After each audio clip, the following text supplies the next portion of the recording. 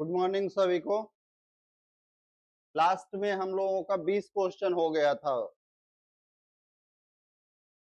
12 number seat तक जो है आपका 20 क्वेश्चन हो गया था। क्वेश्चन नंबर हम लोग 21 से देखेंगे। तो सबसे पहले देखिए क्या कह रहा है आपका। 56 ट्यूबलाइट जो है आपका कितने रुपए में खरीदा जाता है? 56 रुपए में खरीदा जाता है। अगर 56 ट्यूबलाइट आपका 56 रुपए में है, यानी अगर आपको सामान पता है कि इतने रुपए में खरीदा जाता है, तो हम क्या करते हैं यहाँ पे एक का क्या निकाल सकते हैं, एक सामान का क्रय मूल्य निकाल सकते हैं। तो 56 ट्यूबलाइट 56 रुपए में, तो सामान में रुपए का भाग देंगे कि रुपए में सामान का भाग देंगे? बताओ। हाँ हाँ, रुपए में क्या करेंगे? सामान का भाग देंगे। तो 56 में 56 का भाग देंगे तो क्या हो जाएगा? 1 रुपए का एक सामान हो गया। क्या हो गया? 1 रुपए का हमारा एक सामान हो गया। क्या कह रहा है? ट्रांसपोर्टेशन के दौरान, यानी कि हम उसको कहीं पे भेज रहे थे। मान लो किसी ने ऑर्डर किया यहीं पे, मान लो हमारा होलसेल का दुकान है, दुकान वाले ने ऑर्डर किया 56 ट्यूबलाइट भेज दीजिए। लापरवाह ड्राइवर था, क्या हो गया? 20 ट्यूबलाइट टूट गया। तो अगर एक जो है ट्यूबलाइट 1 रुपए का है, तो 20 ट्यूबलाइट पे नुकसान कितने का होगा? 20 रुपए का। कितने का नुकसान हो गया? 20 रुपए का। अच्छा, कह रहा है व्यापारी ने शेष ट्यूबलाइट, क्या कह रहा है? शेष ट्यूबलाइट। अगर 56 में से 20 टूट गया तो बचेगा कितना? कितना बचेगा? 36 बचेगा। और 36 जो है कितना रुपए में बेचा जाता है? 4.6। और क्रय मूल्य कितना है? 1। क्रय मूल्य कितना है? 1। विक्रय मूल्य कितना है? 4.6। यानी फायदा कितना हो रहा है? 3.6 का। तो यहाँ पे फायदा वाला जो है 36 गुणे 3.6। इसी को सॉल्व करेंगे। अब देखो आपका यहाँ पे इकाई दशमलव के बाद जो अंक है उससे सॉल्व हो जाएगा। कैसे हो जाएगा? 6 का 6 में गुणा करोगे कितना आ जाएगा? लेकिन यहाँ पे आपका दो जगह 0.6 है। ये दोनों ऑप्शन तो हम क्या कर सकते हैं? हटा सकते हैं। लेकिन जब हम इसका गुणा करेंगे क्या हो जाएगा? तो चलो वैसे गुणा करते हैं। 36 का 6 में गुणा करेंगे कितना हो जाएगा? 216 हो जाएगा। और एक स्थान पे दशमलव यानी 21.6 आ गया। 36 तिया 160, सॉरी 108। 36 तिया 108 में 21 जोड़ोगे, बताओ कितना हो जाएगा? 129.6। इसका वैल्यू कितना आ गया? 129.6। और ये आपका -20। अब यहां से 20 हम कम कर देंगे, क्या आ जाएगा? 10। ये आपका आंसर हो जाएगा। कौन सा ऑप्शन सही हो जाएगा? चलिए लगाइए खुद से एक बार।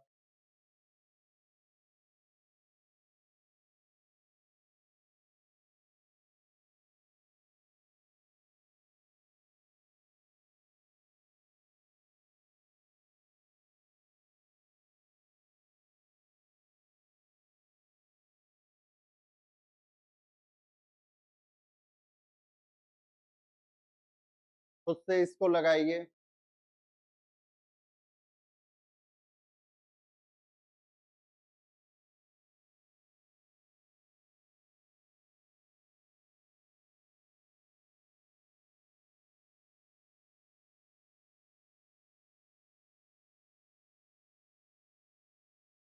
अब तक आंसर आ जाना चाहिए था।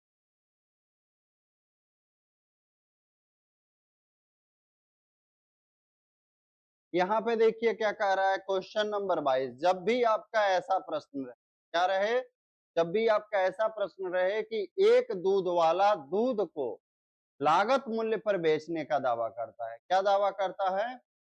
कास्ट प्राइस पे बेच रहा है। मतलब वह कह रहा है कि हम कोई फायदा नहीं कमा रहे हैं, लेकिन वह क्या करता है? उसमें पानी मिला के लाता है। क्या करता है?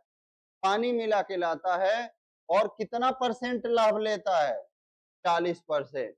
तो आप ये सब लिख लेना है। आपको क्या लिख लेना है यहाँ पे? 100 और जितना परसेंट उसको प्रॉफिट होता है उसको लिख लेना। अब 20 से कट करेंगे 5 बार, 20 से 2 बार। अब आपको देखो पता चल जाएगा, कह रहा है मिश्रण में जल का प्रतिशत ज्ञात कीजिए। तो ये जो है आपका क्या है, इसी की वजह से तो प्रॉफिट हुआ। किसकी वजह से प्रॉफिट हुआ?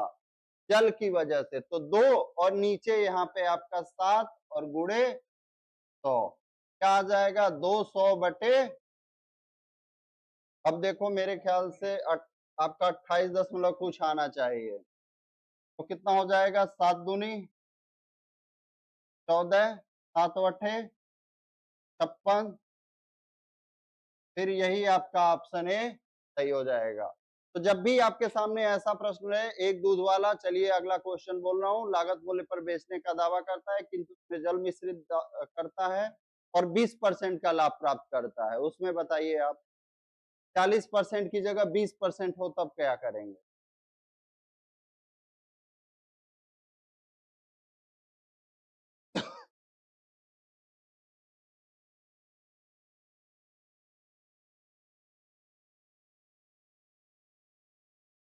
क्या आ रहा है?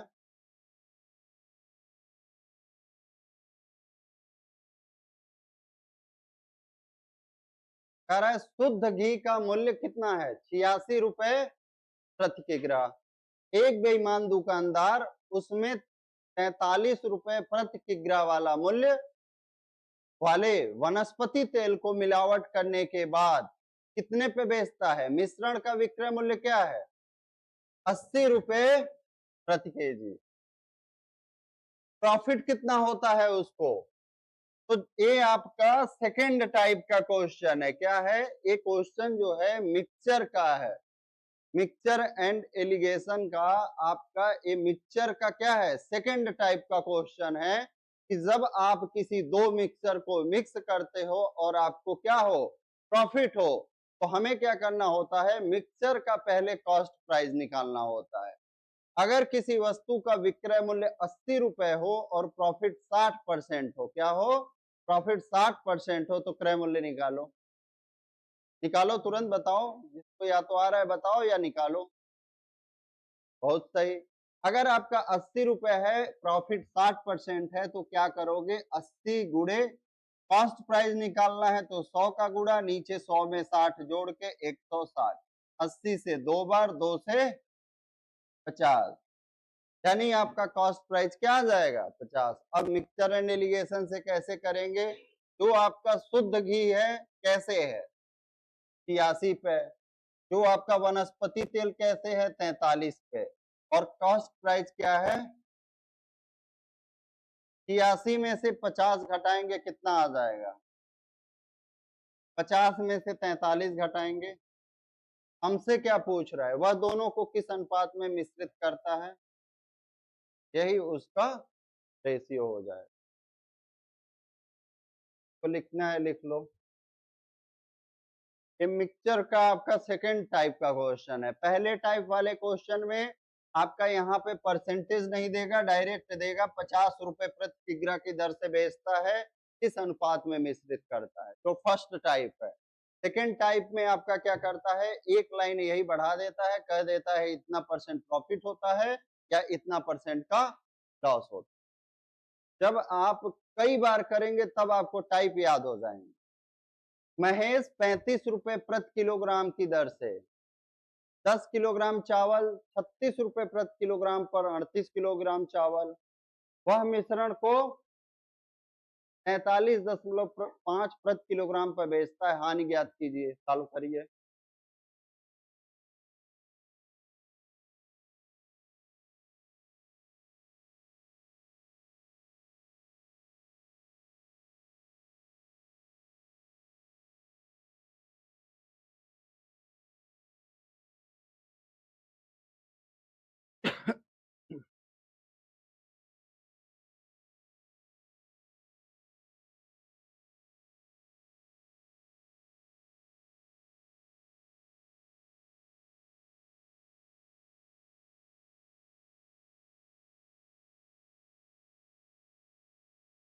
शांत क्यों नहीं आया जी?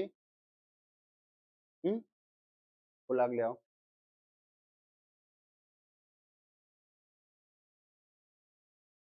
पानी भी ले आना।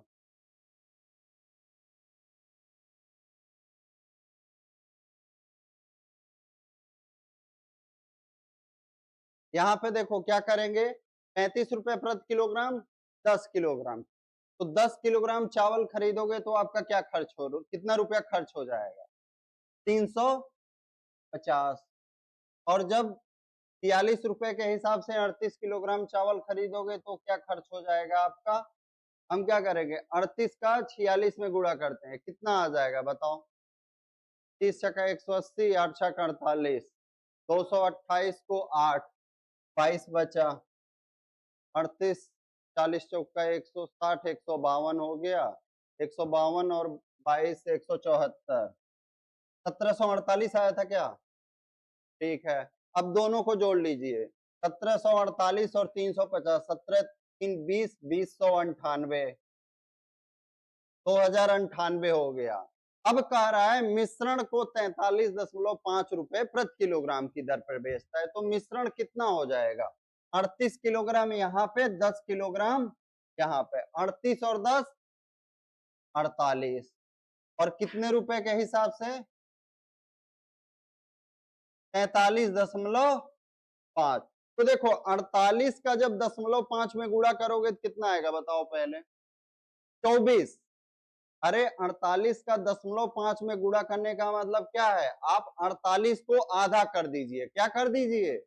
48 का आधा कर दीजिए और अपने दिमाग में रखे रहिए, कितना आ गया? 24।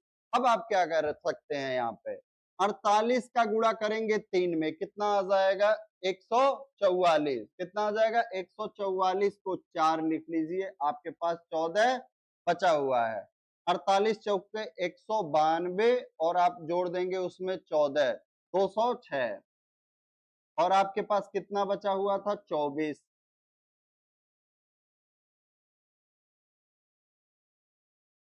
2098 का सामान 2088 में बेचेंगे, क्या हो जाएगा? 10 रुपए की सबका आया था, सबका लग गया था। कौन कौन ऐसा है जिसका नहीं लगा था, ईमानदारी से बताओ। आप लोग बाजार नहीं जाते हो? हाँ, सामान वामान खरीदने नहीं जाते हो कभी?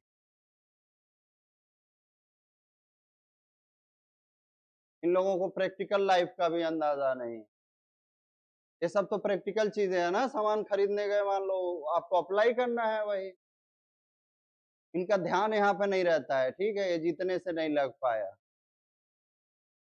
एक वस्तु को दो व्यक्तियों द्वारा क्रमशः लाभ पर बेचे जाने पर प्राप्त कुल लाभ मूल मूल्य का 38% था। पहला लाभ अगर 15% है तो दूसरा बताओ। अरे देखो, इसको अब ज्यादा स्टेप में नहीं करना है, आप सीधा समझो। 100 रुपए का सामान था, फाइनल प्राइस 138 है, पहला बार जब वृद्धि हुआ तो 115 हो गया। अब आप ये बताओ 115 को कितना बढ़ाओगे कि 138 हो जाएगा, बस आपसे यही पूछा जा रहा है। तो देखो वृद्धि कितना हो जाएगा आपका यहाँ पे? हाँ, कहाँ? उधर, वहीं वहीं खड़ा हो जाओ अभी। क्यों, सौरभ वाला लत लग गया? पता नहीं था क्लास है? बताने भी तो आए थे क्लास है। आओ, नेक्स्ट टाइम मौका नहीं देना। 23 हो गया, और नीचे में कितना हो जाएगा? हम वृद्धि किससे कर रहे हैं? और गुड़े 23 से, 5 से, यही आंसर हो। तो जब भी आपके सामने ऐसा प्रश्न रहेगा, आप क्या करोगे? ज्यादा इसमें सोचना नहीं है, पहले आप क्या ले लेंगे? 100 ले लेंगे। तो पहला जो वृद्धि है कितना है? 15% है। या दूसरा भी रहता तो कोई दिक्कत नहीं रहता, अगर मान लो यहाँ पे कह देता दूसरा वृद्धि 15% है तो पहला बताओ, तो पहला भी आपका सेम ही आएगा। आपको बस इतना कर देना है, 100 से 115 कर देना है, और अब ये बताना है कि 115 रुपए का सामान हमने 138 में बेच दिया, या 115 से कोई वैल्यू बढ़ के 138 हो गई, तो कितने का वृद्धि होगा, बस यही इसमें आपको करना है। तो कितना आ जाएगा? 20 पर।